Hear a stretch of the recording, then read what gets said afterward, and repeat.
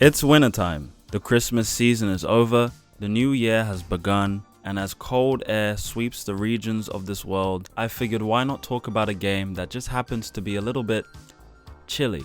Now, I could sit here and recap this entire game, giving you guys a retrospective of sorts, but I'm not gonna do that. Happy New Year, by the way. Near Death is a game that unsurprisingly tackles death head-on. A game that forces you to think fast while exploring the eerie frozen desert of the Antarctic. You've crashed and now find yourself in a gathering storm. The Sutro Station, its neighboring research bases, and various facilities, all ravaged by deadly winds and treacherous weather conditions.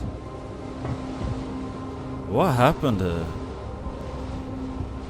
Obliterated. There's a lack of food, water, and most importantly, warmth.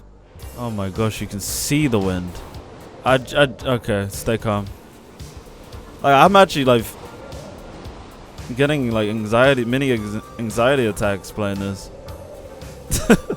It'll be weeks before a rescue attempt can be made. So that means doing the obvious and simply waiting out the storm may not be an option. You'll have to navigate the Antarctic's barbaric conditions as you try to pull together the station's sparse supplies, crafting and creating makeshift tools from the junk you find in the various bases, all while devising an impromptu escape plan with the help of a lone voice over the radio.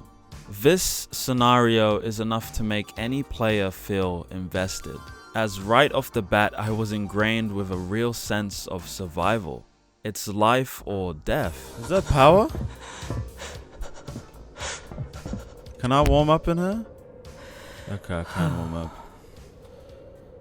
Jeez, man, this is stressful. This game's stressful, man. This is just survival. This is survival. You want to talk about a survival game? This. Like, bro, I don't know if I've ever played a survival game where like I actually feel like I need to survive, like I'm about to die.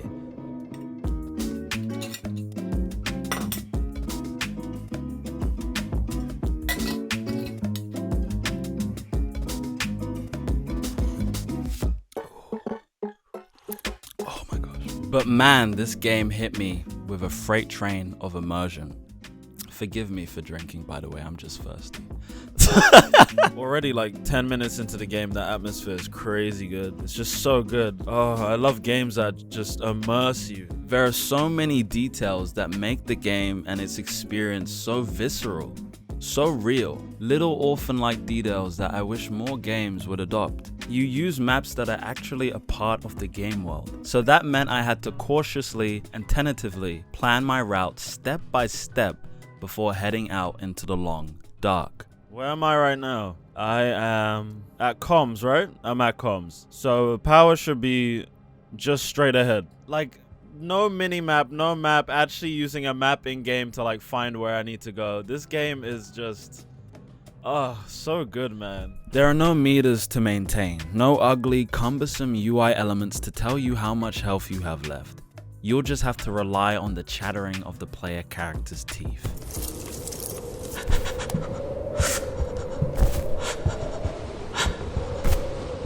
You don't even mark waypoints on a map.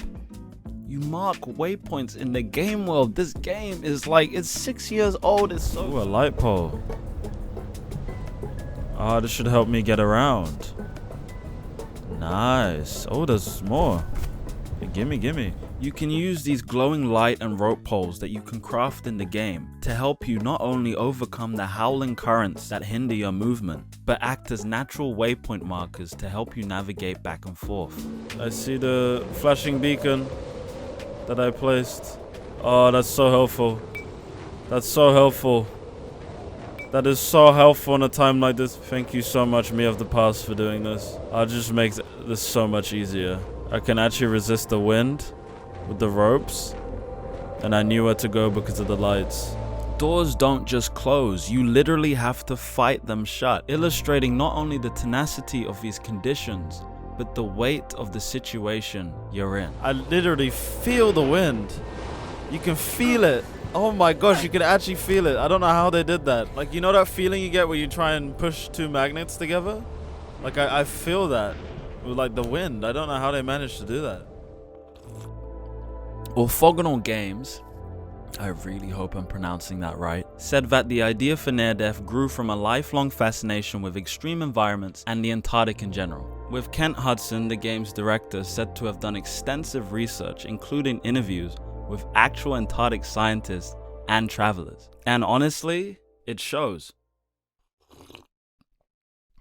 Man, this is just so good. Playing this game felt like an authentic experience of what it would be like to find yourself stuck in the Antarctic during a storm pushing 100 degrees below zero.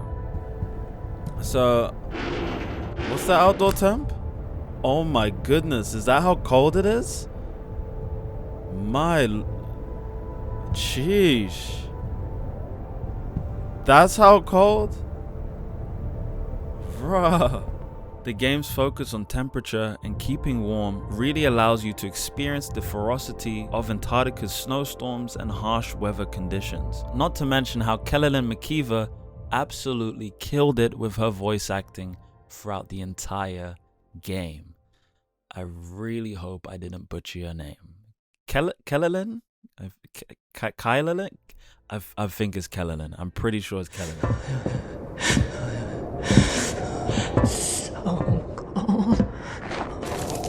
Okay.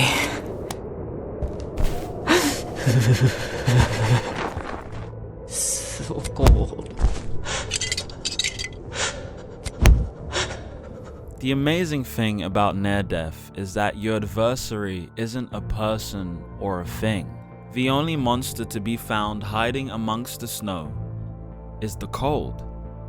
The cold is your enemy. Spend too long outside and you will die. Run out of kerosene and you will die. I need to find kerosene in here. If there's no kerosene in this room, oh my gosh, thank you.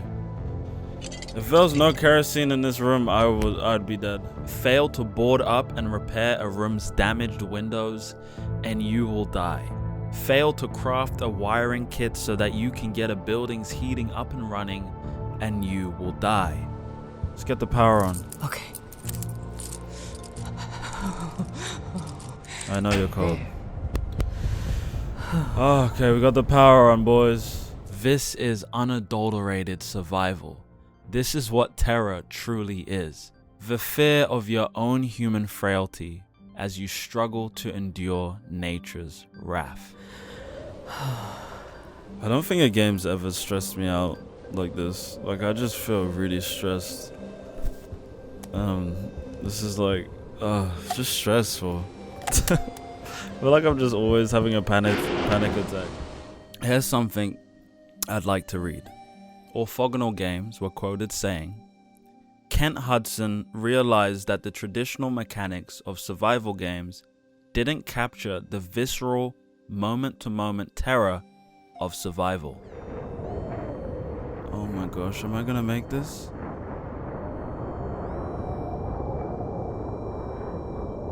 You know what? I'm gonna have to drop the box and just run. Get in.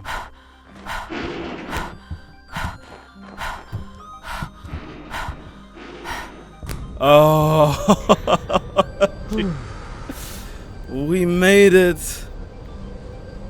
Oh, we made it. Oh my gosh. This game is too much. I'm actually like sweating.